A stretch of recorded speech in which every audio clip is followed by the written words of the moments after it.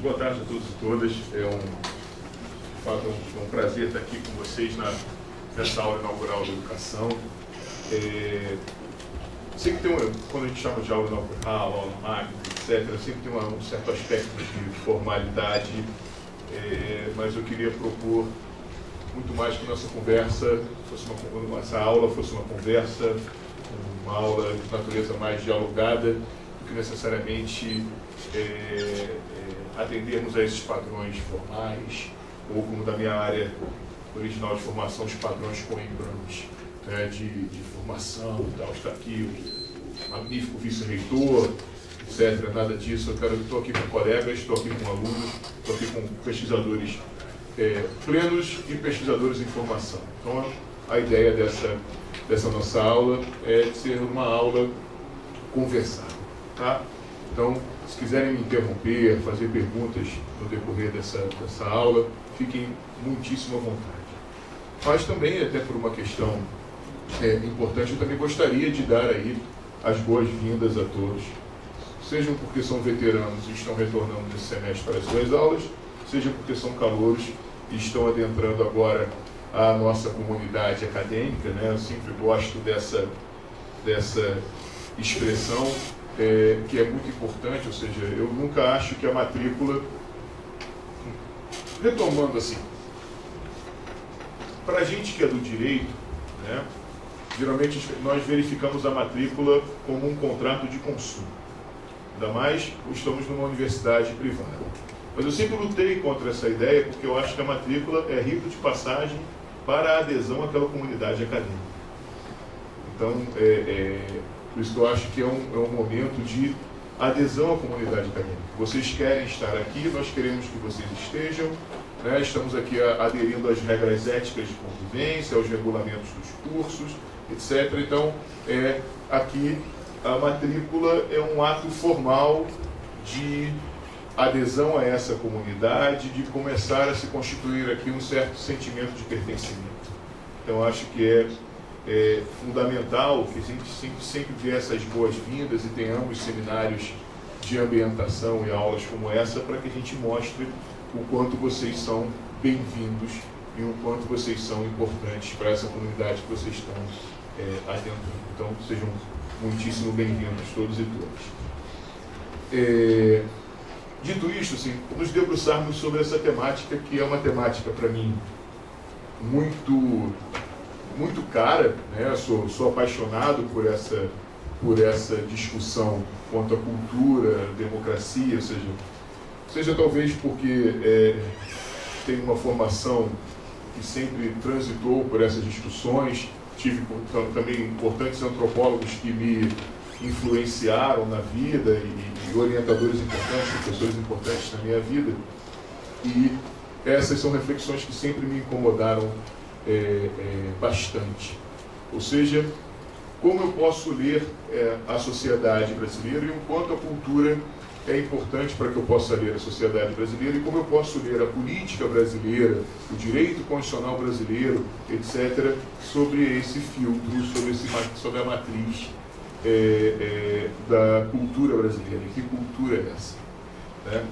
Eu gosto de começar a fala usando uma imagem interessante de um sociólogo francês, que é do direito, inclusive, mas é um sociólogo francês, que é o Antoine Garapon, que quando ele esteve no Brasil, muito interessante isso, o Garapon, quando esteve aqui no Brasil, tomando algumas caipirinhas em Icaraí, ele estava se discutindo. O Garapon é um estudioso, é um pesquisador comparativista, ou seja, ele bebe muito da antropologia cultural, da antropologia interpretativa.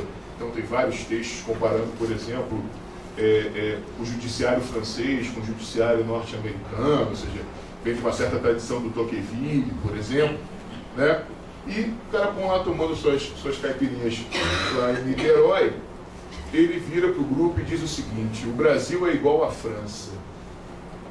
Aí todas as pessoas pararam, né? Ele fez de propósito, obviamente, isso. Todas as pessoas pararam para refletir. Assim, o Brasil é igual à França, Garapon. Acho que exageramos na cachaça, né? E botamos nessa caipirinha. Aí ele, só que tem uma seguinte diferença, só que sem a República. Ou seja, se eu tivesse que resumir a minha aula de hoje para essa discussão sobre as perspectivas culturais e o que é democracia no Brasil, tá? E aí prometo depois ser um pouco mais cartesiano, porque eu sei que democracia é um termo polissêmico, democracia para quem, que perspectivas estamos vendo de democracia, etc. Mas tomando como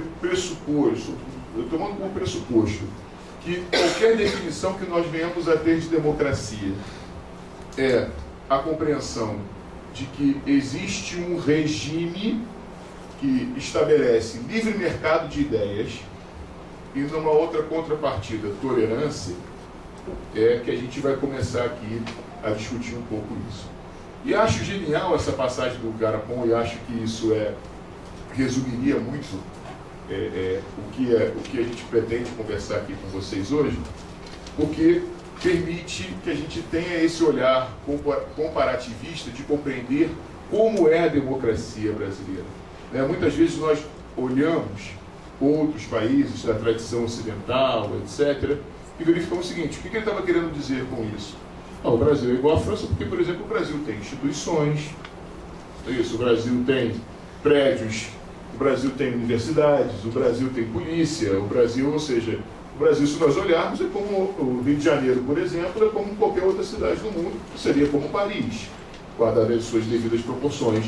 Só que qual é a diferença? E é essa que é a grande inteligência desse comentário dele. Qual é a grande diferença que a gente tem aqui? É que a República é um elemento constituidor da cultura francesa. As noções e valores republicanos são constituidores da República francesa, enquanto a República brasileira não tem esses valores como seus constituidores. Ele estava muito acostumado a ver o Brasil, não consegue, já identificava que isso não está posto para a gente. E aí fica muito difícil, se nós não temos república nesse sentido, estabelecermos também um regime democrático. Porque os conceitos modernos, contemporâneos de democracia pressupõem algo que é um valor republicano premente. Qual é? Qual é o grande ganho da República Francesa? A igualdade jurídica. Não é isso? Todos não somos mais súditos, não teremos mais privilégios, não é isso? Acabaram-se os privilégios, certo? Então, se eu me aproprio, por exemplo, do que diz o professor Roberto Conte de Lima, eu saio de uma sociedade piramidal, estamental, e passo para uma sociedade paralelepípedo, não é isso? Deixo de ser súdito e me torno citoyen, me torno cidadão. Não é isso? Porque todos são iguais na lei e na aplicação da lei. Ou seja, é um pressuposto para que haja república e que, portanto, haja verdadeira democracia, que eu tenha igualdade jurídica. Okay? Seja nesse modelo francês, que é um modelo em que eu estabeleço um standard, eu estabeleço um padrão e todos devem se adequar a esse padrão que está posto na lei. Então, que eu costumo brincar com essa imagem, que foi algo que já foi há muito tempo discutido. Então, se a escola pública francesa, todos usam uniforme, não permitirei símbolos religiosos porque o Estado é laico, então se eles estamos ali, não vai usar kippah, não tem crucifixo, perfeito? Não tem chador, não tem nada, todo mundo de uniforme, porque todos são iguais perante a lei e na aplicação da lei com esta padronização, digamos assim. Okay? Por outro lado, temos um outro modelo de igualdade jurídica, que é o modelo, chamarei de anglo-saxão. O modelo que todos somos iguais na diferença. Okay? Então, se eu olho a escola pública norte-americana, eu vou vestido como eu quiser. Então, se ela pode se vestir como ela quer, eu me vestirei como eu quero. Claro que eu estou sendo hiperbólico aqui, ok, meus caros? Eu quero ser hiperbólico no sentido de que essas imagens fortes que nós estamos construindo, objetivam criar certos tipos ideais para que a gente possa fazer aí uma descrição e sermos pedagógicos na imagem que queremos passar. Temos esse modelo, então, portanto, que é esse modelo de que todos são iguais na diferença. E se a gente olha o Brasil, nós somos um país em que todos somos iguais perante a lei, mas depende. Ou umas são mais iguais do que outros, ou a gente resgata, não é isso? O grande baiano brasileiro, né, no seu discurso para os moços, em que o que é igualdade jurídica? Ele lá inspirado no Aristóteles. O que é? Alguém aqui na plateia definiria igualdade jurídica para a gente? Fora o pessoal que é do direito, que a gente está mais acostumado a ler esse negócio. O que é igualdade jurídica? Se eu tivesse que definir igualdade, como é que vocês definiriam? Oi, não quero. Pelo mesmo tratamento? Mas vê se, olha só, vou falar a frase do Rui Barbosa e vocês veem se vocês concordam comigo, não é isso? Igualdade jurídica é tratar desigualmente os desiguais na medida em que eles se desigualam. Alguém concorda comigo?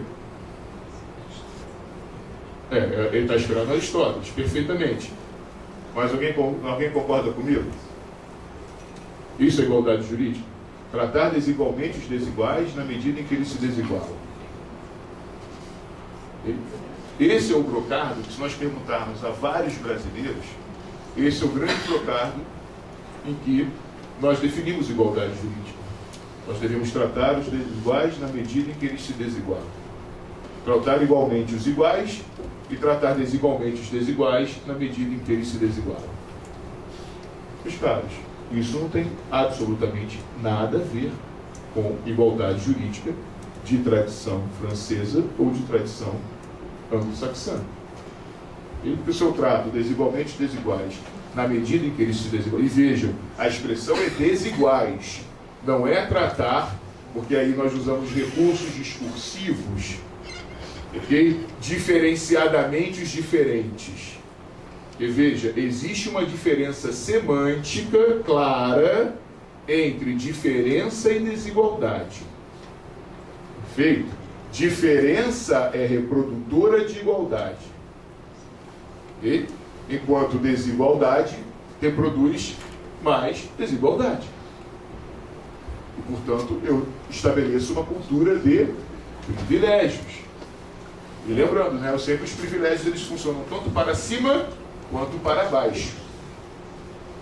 Ao desigualar, eu estabeleci um privilégio para cima e um privilégio para baixo. Okay? Então, isso é uma questão bastante importante, que é uma questão, por exemplo, que marca muitíssimo a cultura brasileira. Okay? Isso marca profundamente a nossa cultura. Por exemplo, existem expressões jurídicas que falam, por exemplo, em desigualdade legítima. Isso é quase um oxímoron, não é isso? Como é que existe desigualdade legítima? Desigualdade, por natureza, é ilegítima no ambiente republicano. Por isso que eu sempre brinco quando eu tive um aluno aqui na graduação da Estácio, um aluno de terceiro período, há muitos anos, eu falando um pouco sobre isso com a turma, porque a gente estava tratando do artigo 5º da Constituição, e logo no caput do artigo 5º da Constituição está lá, né? Todos são iguais perante a lei e na aplicação da lei. E eu falei, meus caros, acho que a gente tem que problematizar um pouco essa questão. É claro que se cair na prova da OAB, você bota lá, porque você tem que ser aprovado, e depois você se torna crítico, né? Vamos ser um pouco pragmático aqui nessa... Mas eu queria deixar essa semente aqui para vocês, para dizer o seguinte, a igualdade jurídica no Brasil é impossível. Eles ficaram assim assustados. Ainda continuo achando que seja, tá? Mas enfim, isso é uma outra história, quando você aprofunda ali. Mas por que, professor? Eu falei, vamos lá. Porque nós temos tanto desigualdade na lei, quanto na aplicação da lei. Então nós temos tanto na lei, quanto na aplicação da lei. É por isso, como diria o da Mata, por exemplo, numa outra abordagem sobre essa perspectiva, nós somos a sociedade que sabe com quem você está falando. É uma sociedade que reflete a cultura da carteirada, etc., reflete também essa desigualdade, porque nós somos uma sociedade de pessoas e não sociedade de indivíduos. Ok? É isso que nós somos. Nós não somos um bonequinho da Vivo, como são os norte-americanos, onde há indivíduos nessa perspectiva. Nós somos uma sociedade de pessoas.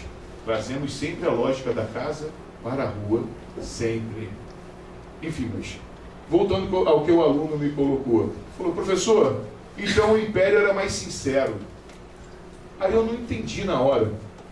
Aí dei aquela embromada, porque a aula já estava no final, e levei isso para pensar em casa. Falei, poxa, ele tinha razão. Ele é mais sincero, porque assim, por quê? Porque no Império, como a desigualdade ela é legítima, estabelecida, ela é explícita, porque eu sei com quem eu estou falando. Eu sei qual é o estatuto jurídico de com quem eu estou falando. Com o barão fulano de tal, por exemplo. Então eu sei quais são os seus privilégios, quais são os seus direitos particularizados. Então eu sei com quem eu estou falando. Então ele tinha razão, ele falou, ó, pensei, levei para casa, pensei, você tem toda a razão no que você disse. O Império era mais sincero. E, portanto, tinha-se mais segurança jurídica nesse sentido. Que é um outro valor que a República nos traz e que as democracias também, portanto, não desassociadas de República, deveriam nos trazer, e nós não temos. Porque se eu tenho como grande marca cultural a desigualdade, eu nunca tenho previsibilidade. Se eu não tenho previsibilidade, eu não tenho segurança jurídica.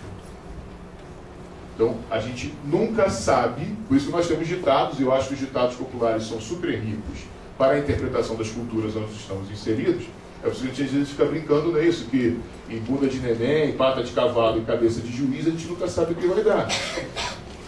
E assim, sem nenhuma desqualificação da pessoa, estou reproduzindo o ditado, tá? É no sentido de quê? Porque eu não tenho previsibilidade do que virá. Eu não tenho nunca previsibilidade daquilo que será decidido. Então, portanto, também daquilo que se estabelece para a aplicação da lei. Porque eu acho que o Bruno é igual a mim, tem um caso semelhante ao meu, ingressou no judiciário, ele consegue a decisão, eu ingresso e eu não levo a decisão. Por exemplo.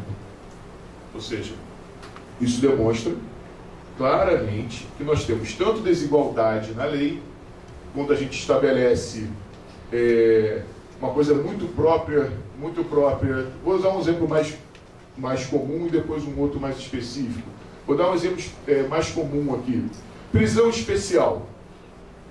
Prisão especial é desigualdade na lei. Ou seja, uma categoria de pessoas, ou seja, o crime não é o crime que está universalizado. Todos que cometerem tal crime têm direito à prisão especial.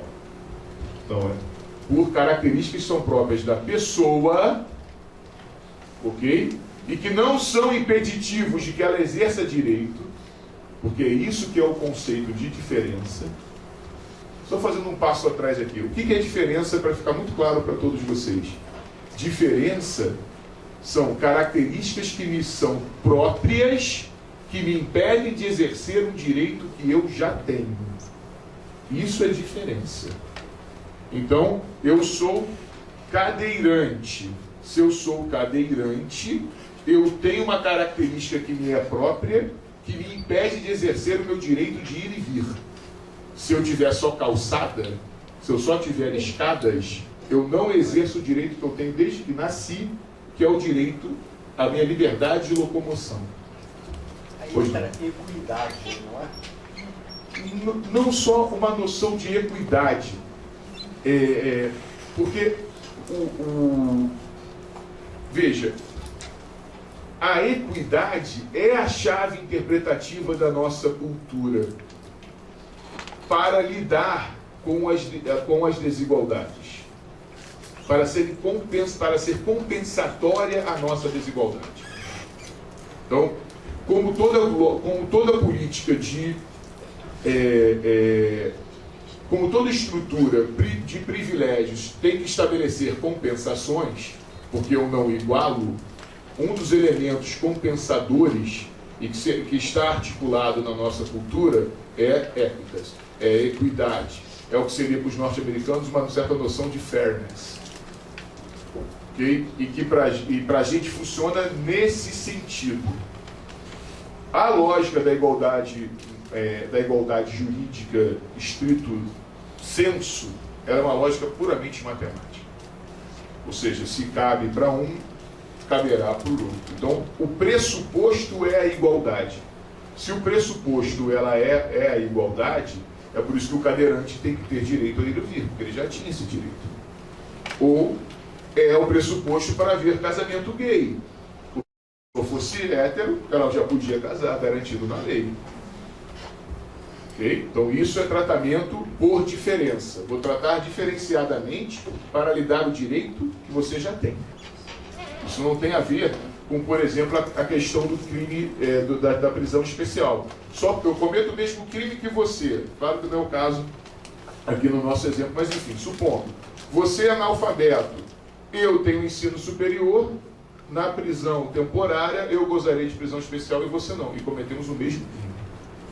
Pode ser com as mesmas circunstâncias, inclusive. Ok?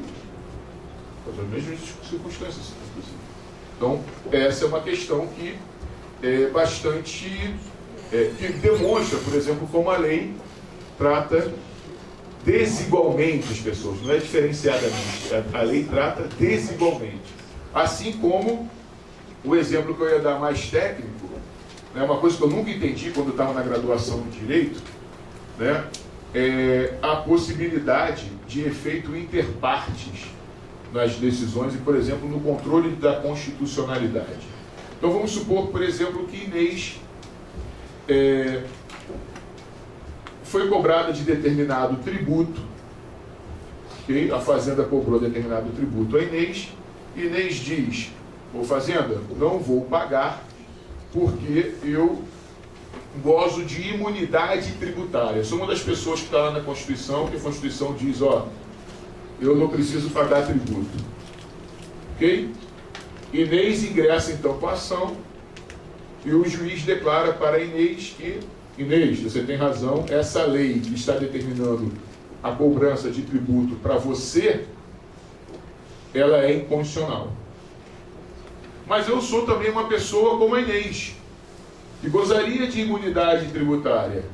Mas como essa lei não foi declarada inconstitucional para todos, essa lei continua gozando do que nós chamamos de presunção de constitucionalidade para mim.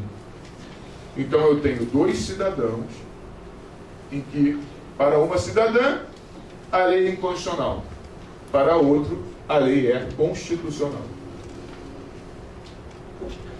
É isso. Bem-vindo ao Brasil. Ou seja, isso marca claramente a questão de que nós não temos a igualdade como igualdade jurídica como um valor. E como um valor que pautaria, por exemplo, a nossa democracia e a nossa república. É por isso que o Garapão, quando viu, falou, é igual à França sem a república. Ou seja, nós temos, então, portanto, uma marca muitíssimo forte do antigo regime. E que aqui está estabelecida, então, uma lógica de privilégios. É por isso que eu costumo brincar que todos nós queremos a nossa boca. A gente não quer ser igual. Ok? Os nossos movimentos são sempre... Sim, o que é pior, exatamente, eu estou de acordo. Eu estou de acordo. Mas assim, mas é isso, mas também nós brigamos quando a gente só diz que só quer a nossa boca, porque essa é a lógica da nossa cultura. Porque como é aonde todo mundo tem que lutar pelo seu privilégio, você tem que lutar pelo seu privilégio também. É isso. O que eu quero dizer é que as nossas chaves interpretativas não são chaves interpretativas de modelo, né, das revoluções liberais burguesas de igualdade formal. Não são. Okay? E isso leva, então, portanto, a uma questão bastante importante dessas permanências que nós temos de antigo regime. Né? De antigo regime. Uma outra permanência também, e vou procurar fazer minha fala um certo mosaico de algumas questões para que a gente possa provocar aqui as discussões ou perguntas, tá? Uma outra permanência que eu também acho que nos atrapalha muitíssimo a a se estabelecer uma verdadeira democracia, uma democracia, então, portanto, que permita esses dois grandes pilares que eu estou falando aqui para vocês, que são os pilares do livre mercado de ideias, então, que seria um valor que vai inspirar pluralismo político, pluripartidarismo, liberdade de expressão, liberdade de imprensa, etc. E, ao mesmo tempo, tolerância, que pressupõe, então, portanto, tratamento igualitário, tratamento diferenciado, ok? Respeito a opiniões diversas e coisa e tal. Então, portanto, um certo contramajoritarismo que toda democracia deve pressupor, senão ela é uma ditadura de maioria. Ok? É uma marca também muito presente na nossa cultura jurídico-política, que é o que nós chamamos de lógica do contraditório. Ou seja, nós temos no povo brasileiro, né, uma marca nessa nossa cultura, grande dificuldade de formação de consensos. E no nosso direito, especificamente, isso também é fortíssimo. Nós não somos levados à formação de consensos. E nós adoramos ter divergência. E veja que eu usei a palavra divergência e não usei a palavra dissenso. Okay? O binômio é consenso, dissenso. O que nós temos geralmente no Brasil, em especial no judiciário brasileiro, no direito brasileiro, okay? É o binômio convergência-divergência. Okay? Porque o que é a lógica do contraditório? Essa lógica é uma lógica que vem lá do Code Libet, da escola de Bolonha, que é nas disputas aí da escolástica na escola de Bolonha, em que uma pessoa fala, por exemplo, comentando aqui o corpus iuris civilis do Justiniano. Então, determinado aluno vai ler determinada glosa, e ele vai dar a interpretação dessa glosa. Aí o professor chama o outro, agora você diga qual é a interpretação. E se começa uma disputa que tende a ser uma disputa infinita, okay? Até um desistir e você vai ter lá, fulano venceu. Ou alguém, se fossem os outros colegas, ou fosse o próprio professor, ele dissesse, fulano venceu e você perdeu. Ou seja, eu teria a necessidade de se ter uma autoridade que vai decidir quem ganhou e quem perdeu. Essa é uma marca que vem fortemente no nosso direito e também, e portanto, e eu acho que é importante essa perspectiva do direito, porque todas as relações e a administração dos conflitos sociais passarão necessariamente pelo direito.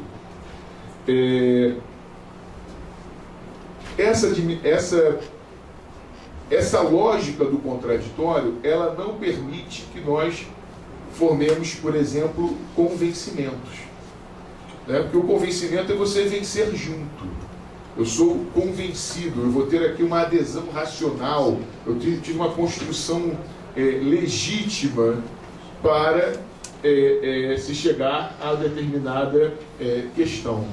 Quanto à lógica do contraditório, ela é uma lógica que está baseada fortemente na autoridade.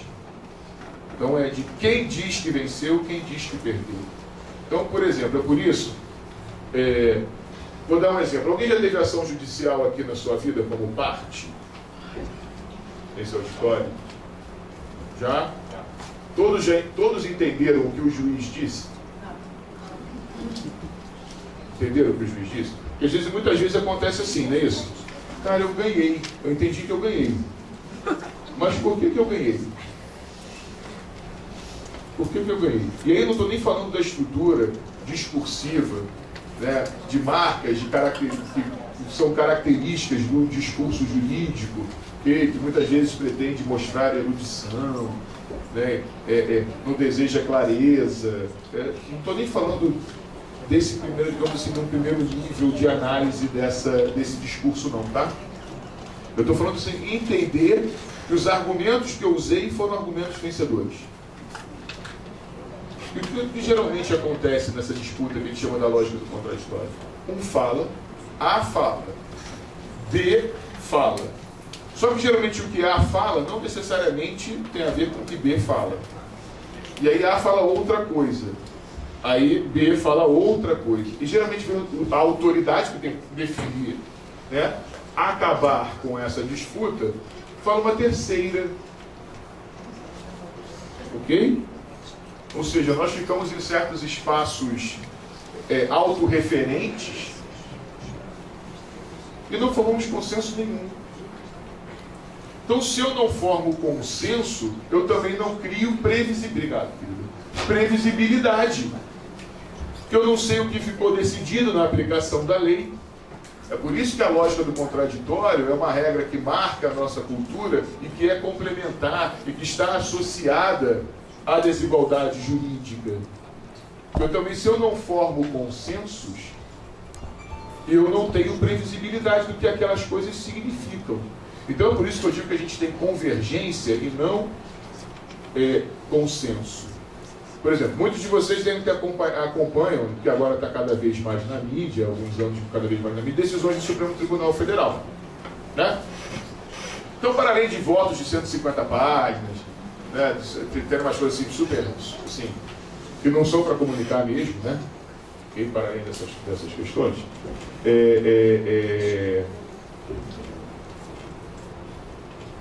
Quem consegue entender aquilo que o Supremo decidiu?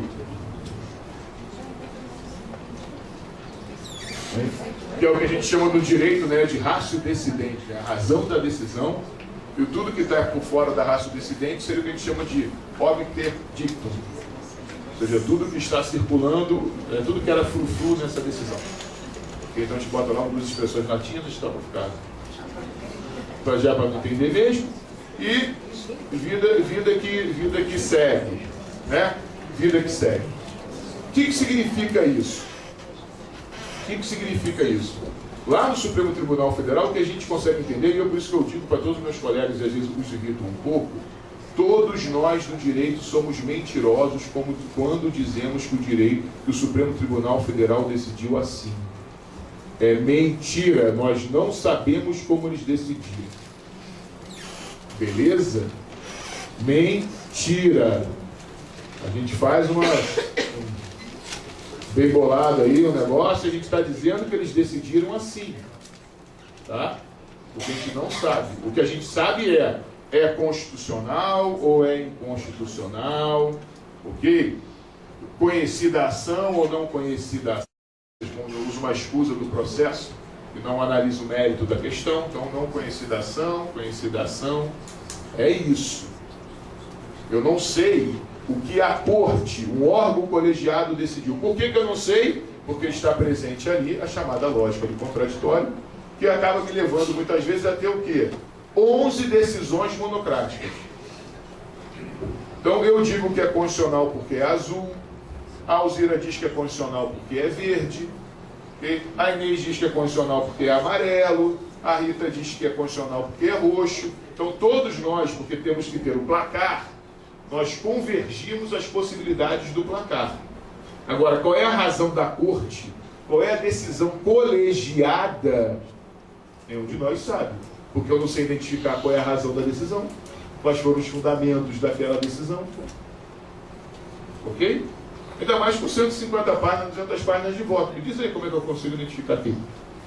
Qual é a técnica que me permite saber o porquê que um disse que é constitucional? Aí você vê na decisão, não, agora vai condenar. Ih, não condenou, parece um jogo de tênis. Não é isso? Você está olhando a bola para um lado, você olha para o outro, ou seja, você não sabe se você sabe no final da decisão que diz é constitucional a prisão, por exemplo, em segunda instância. Ou é inconstitucional a prisão em segunda instância. As razões, então você tem o quê? A lógica do contraditório, ela reforça convergência e divergência. E, Rafael, então, eu olho no dicionário e eu vejo que essas palavras são sinônimas. Sim, mas o que eu quero dizer aqui, como categorias de análise, elas não são sinônimas. Porque dissenso pressupõe escuta. Ok? Então eu ouço o que Mariana está a me dizer e digo, eu discordo da Mariana no item A, Ok? Por essas razões. Mariana também levantou o item B. Eu discordo por essas razões. Mariana levantou o item C. Discordo. Só temos consenso no item E. Por essas razões, eu também acho que ela tem razão. Então, eu dei voz ao outro, eu escutei o outro, eu contra-argumentei. Isso é dissenso. Ela é uma conversa de surdos. Ela é uma conversa de surdos. E aí essa falta de consenso, ela também é reforço sempre a uma cultura de autoridade. Ela reforça a cultura autoritária que nós temos no Brasil. Por exemplo, no direito, eu fico brincando que nós temos complexo de padre e pastor. Por que nós temos esses complexos? Porque a gente tem mania de batizar a mesma coisa com vários nomes. A gente gosta de, né, a gente gosta de batizar as pessoas. Então, isso aqui chama copo. Mas o Ronaldo, ele pode achar que não é copo, é recipiente. Ok? Não. Aí o Bruno vai dizer, não, isso aqui é um baú pequeno, porque eu vejo que isso aqui é a origem lá em Hammurabi. Ou seja, se cria toda uma estrutura em que você não comunica, e você não consensualiza nem os nomes. Não é isso? Nem os nomes, não há consenso nem para os nomes. Né? Que eu vou chamar determinada coisa por esta coisa que nós determinamos. Os nomes servem o quê? Para identificar pessoas e objetos do mundo. E a gente não consegue consensualizar isso. Okay? Isso também marca o quê? Reforça claramente essa nossa cultura de não formação de consensos. E quando eu não formo consensos, e porque eu não sou levado nunca a formar consensos, os caras não dá, por exemplo, para discutir o tio Habermas aqui, em agir comunicativo, que democracia eu desejo, numa boa, né? Então, além de não ter pensado no Brasil, e por essa que é a implicância, eu acho que as teorias estão mais distantes, eu só vou me apropriar delas para explicar o objeto que eu estou observando, ok? Mas, enfim, não dá, porque não vai explicar o que é a democracia brasileira. Só você pode dizer, não é nada disso que você está dizendo. Eu sou para negar o que seja. Então, para eu compreender essa nossa democracia, nós temos que perceber que marcas são essas da nossa cultura. Um outro elemento que eu também acho que é bastante importante para a percepção dessa nossa cultura pouco democrática. Ou melhor, ou a democracia brasileira. Talvez estejamos aí tentando ainda construir que democracia seja esta, né? Mas é a perspectiva, por exemplo, da presunção de inocência ou princípio da não culpabilidade. Essa é uma outra chave que eu também acho bastante interessante para compreendermos certas permanências inquisitoriais na cultura brasileira. Okay? Inquisitoriais na cultura brasileira. Vejam, e aí todos os links que eu estou procurando fazer com vocês são links que a gente está tentando mostrar aqui, que existem certas teias de sentido, existem certos fios de sentido na nossa cultura, que são permanências de antigo regime e que impedem que nós tenhamos aqui determinados enquadramentos daquilo que vai se pressupor como que se tem um certo consenso do que vem a ser um regime democrático. Okay? Por exemplo, quem acha aqui que quem cala consente? Ninguém, gente. Vocês vieram de que país?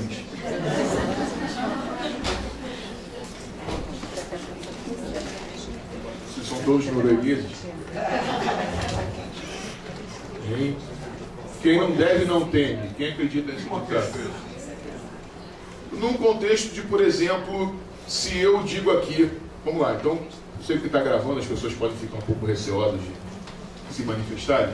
Vamos supor que eu acuse, vou falar com amigos para também não cair num constrangimento, que eu acuse o Bruno de ter furtado o meu relógio agora nessa sala. Eu tinha deixado ele aqui em cima da mesa e o meu relógio sumiu. Aí o Bruno levanta e sai. Atire a primeira pedra. O Bruno não falou nada, simplesmente saiu daqui. Atire a primeira pedra quem não acha que o Bruno pegou meu relógio. Uma pessoa. Não acha que o Bruno? Duas, três. Não, vocês não acham. Ninguém acha isso. Então, tá bom. Essa é a primeira plateia que eu vejo isso. O pessoal não está assistindo CSI. Ok? Não quero dizer que é muito óbvio. O que eu quero dizer, assim, não é muito óbvio. O que eu quero mostrar é o seguinte, que os nossos ditados, se eu acuso determinada pessoa de crime e ela não se defende, fala, esquisita, hein?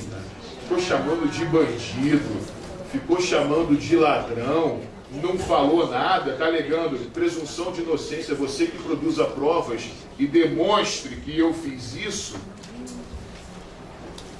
Então só se a cultura brasileira, e aí eu vou abrir a garrafa de champanhe agora.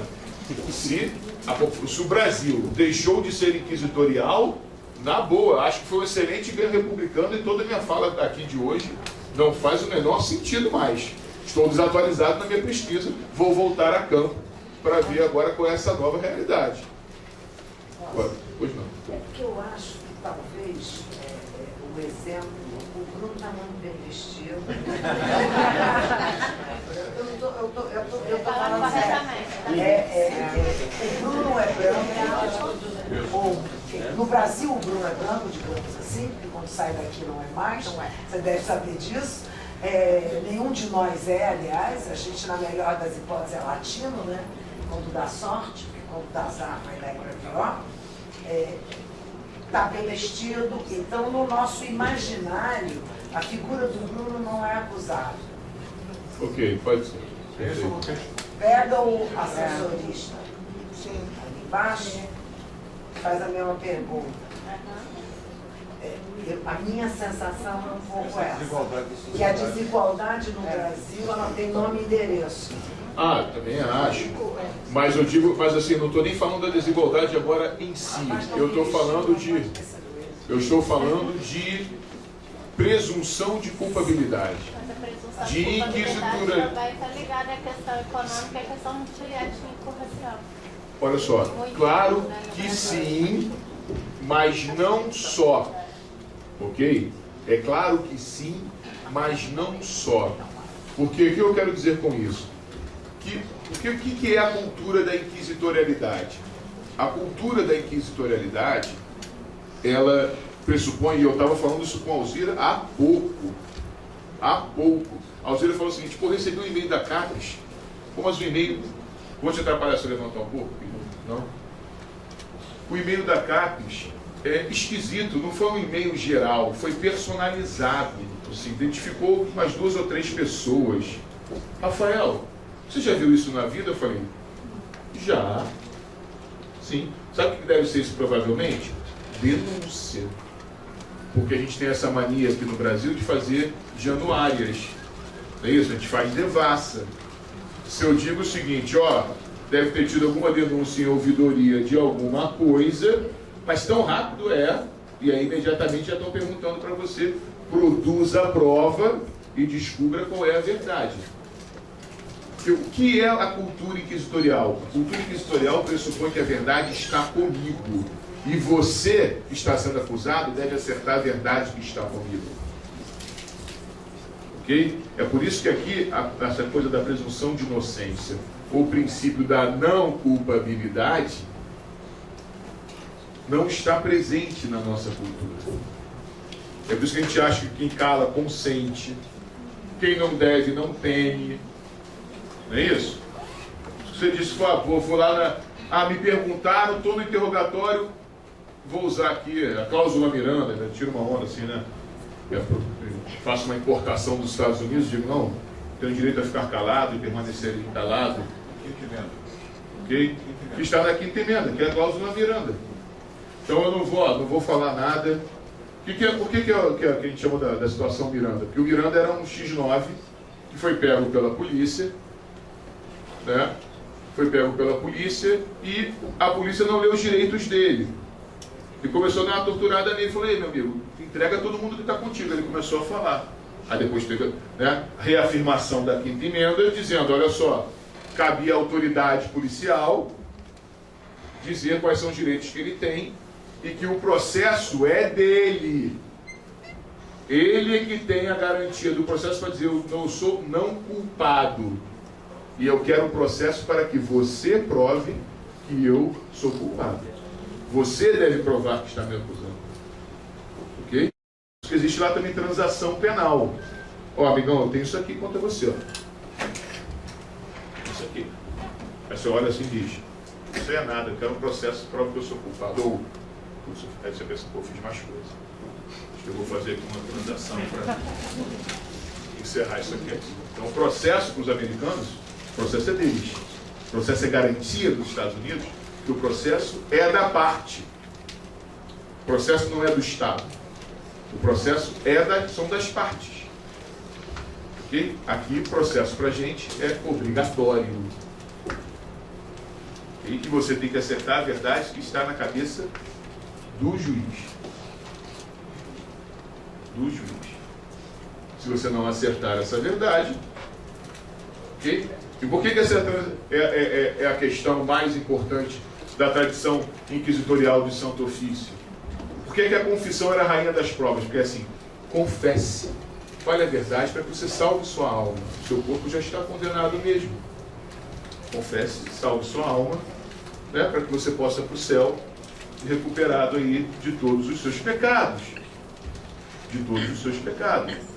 É por isso que, por exemplo, a professora Alana Lage, que tem uma série de estudos sobre o Santo Ofício, ela diz, né, ela conta um caso de um padre pedófilo no século XIX, em que o padre foi acusado de pedofilia, mediante tortura, contou 51 casos de pedofilia que ele cometeu, e mesmo assim ele foi morto sem absolvição. Por quê? Porque ele não acertou o caso do que ele foi denunciado. Ok? Sem absolvição, porque ele não acertou a verdade. Então a nossa presunção é sempre uma presunção de culpabilidade, de como se a verdade estivesse com o outro. Então você tem que se defender para dizer qual é a sua verdade. Então a inquisitorialidade do processo é inquisitorialidade também que impede muitíssimo, ok? Modelos de democracia os quais nós estamos aí,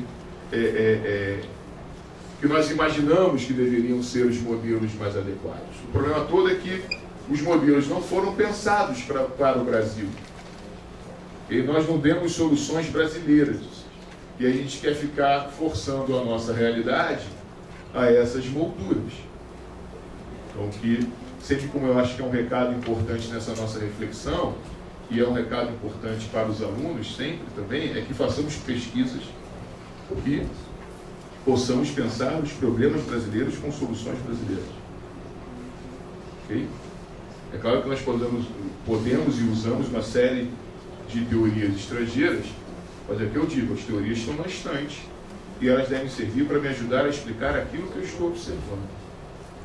Sabendo que muitas vezes esse autor não pensou os nossos mesmos problemas. É por isso que elas são categorias teóricas. Elas servem a explicar aquilo que nós estamos observando. Então, na ciência política brasileira e no direito brasileiro, é esse o problema. Esse é um dos grandes problemas. Nós nunca estamos pensando soluções para a gente fica reproduzindo ficção. Tá sempre aquela coisa assim. Eu costumo dizer que dependendo da aula que eu vou dar, hoje é aula de literatura. Vou contar umas histórias bem legais para os alunos hoje. Então, talvez eu tenha formação em letras também, eu não me incomodo.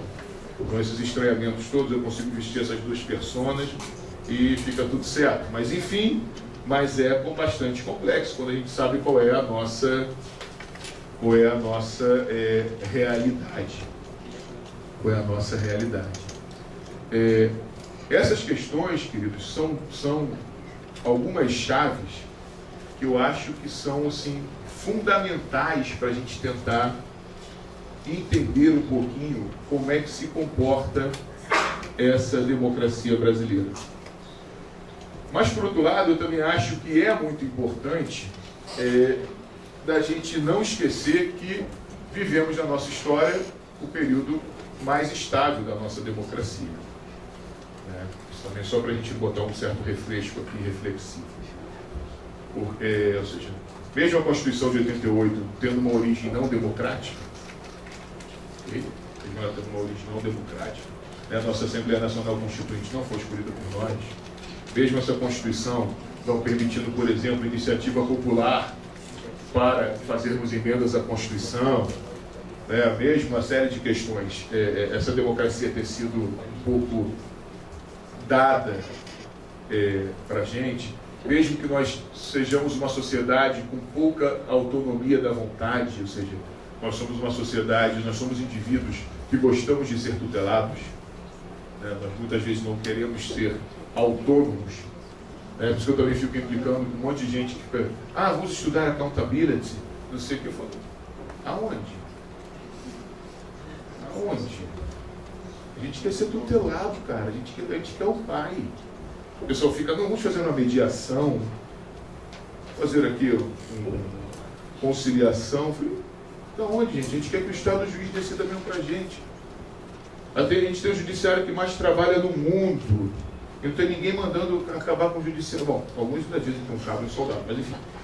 Mas nem a maioria da população brasileira não diz que tem que fechar o judiciário. A gente quer o judiciário ou não quer? Será? Por que a gente não... Olha só, veja, esse judiciário é fruto do nosso povo, certo? Também das nossas elites, mas é fruto dessa nossa cultura. E a gente não cria uma ruptura com isso. A gente não cria ruptura. A gente naturalizou isso de tal maneira que não há nenhum tipo de estranhamento nisso. Isso que eu estou falando. Aí a gente vai falar de accountability. Que autonomia da vontade a gente quer? Não é isso? Nós somos a cultura que a gente fica usando o diminutivo o tempo todo, só mais um pouquinho. Deixe mais um pouco. E tal. Pô, professor, não toma minha prova não. Só mais 5 minutinhos aqui de prova. Não é isso? Ou então o senhor me deu 0. E o 10 é dele. O 0. O senhor me deu 0. Não me dei 0. Você tirou 0. Isso é accountability. O que você fez aí? Foi a todas as aulas, estudou direitinho, fez a sua parte? Então, assim, e aí nós somos uma cultura que está sempre jogando a responsabilidade para o outro. Eu quero que o Estado resolva para mim, por exemplo. É isso? O Estado deve resolver. E aí a gente vai estudar esses institutos, que são institutos de responsabilização individual. Então isso também é um outro elemento. Veja, eu não tenho respostas aqui. Por isso que eu vim trazer respostas. Meu intuito aqui com vocês é fazer um monte de perguntas mesmo e provocar, criar estranhamento, para que a gente possa aqui refletir um pouco sobre isso. Então, assim, se esse aspecto, apesar dessa nossa democracia surgida aí em 5 de outubro de 88, ela ter estruturado, ter nascido de um ambiente autoritário, ela estabeleceu uma série também de direitos e de instituições que nos permitem refletir sobre ela. Então acho que isso é um ganho importante, E nunca em nenhum período da nossa história nós tivemos um período como esse. Isso também acho que é algo que a gente pode relativizar para pensar qual é o papel da democracia na nossa cultura. Por isso que eu fico implicando com meus amigos da ciência política, eles vão chamar período da redemocratização. Eu costumo dizer que para mim é período da democratização. E redemocratização para mim pressupõe esse prefixo de que é uma repetição, já teve alguma coisa lá atrás e tal. Eu fico achando que esse é o período da democratização, do estabelecimento das instituições, de um grande período de estabilidade constitucional, mesmo com mais de 103 emendas na Constituição, o texto ainda né? A Constituição ainda é a mesma, não houve alteração de Constituição em 30 anos. Né? Então, direitos como liberdade de expressão, etc., estão lá estabelecidos e continuamos brigando por esses direitos. Então, acho que temos alguns ganhos de natureza sobre esses pilares que nós estávamos colocando aqui do regime democrático, desse livre mercado de ideias, né, que vai levar a pluralismo político, a pluripartidarismo, respeito às diferenças, contra majoritarismo, estão lá colocados no texto e temos um certo parâmetro para contestar e nos articular nesse sentido. Então, por outro lado, não vim aqui só derrubar o conceito do regime democrático no Brasil, mas quero dizer que essa democracia é uma democracia que está em construção, ela é um processo democrático e que ela deve ser, sim, aí é a minha grande crítica, pensada sob as perspectivas da cultura brasileira e problematizada a partir dos elementos que são elementos que marcam a nossa cultura jurídico-política. Né? Não pegarmos aqui uma série de autores estrangeiros, idealizarmos que conceito é esse de democracia e fazer, como alguns autores às vezes querem fazer, de botar a realidade dentro da moldura, né? E não emoldurar a realidade. Né? Então isso é que, para mim, é a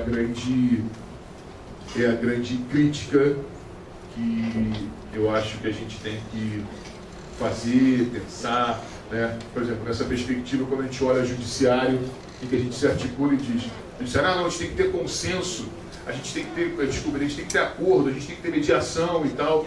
Aí você pergunta, você então quer mediação porque você quer reforçar a autonomia das pessoas, que elas possam compor os seus conflitos? Então, não, qual é a verdade disso? O judiciário tem um acervo gigantesco, ok?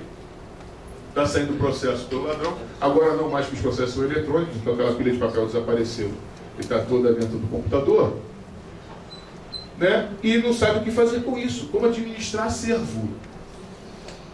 Aí vem o CNJ e diz, vamos lá, fazer vamos tentar conciliar menos processo.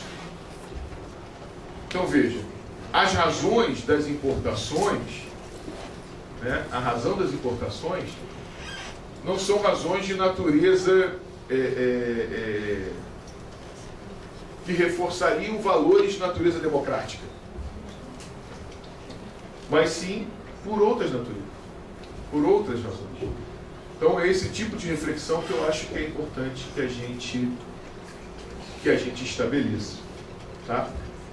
Queridos, essas são as ideias gerais que eu queria aqui conversar um pouco com vocês e estou aberto aqui às perguntas, para que nem sei se eu passei ou não passei da hora e tal, enfim. Mas eu queria que a gente pudesse também talvez responder perguntas, debater um pouco aqui essas questões. Tá bom? Muito obrigado.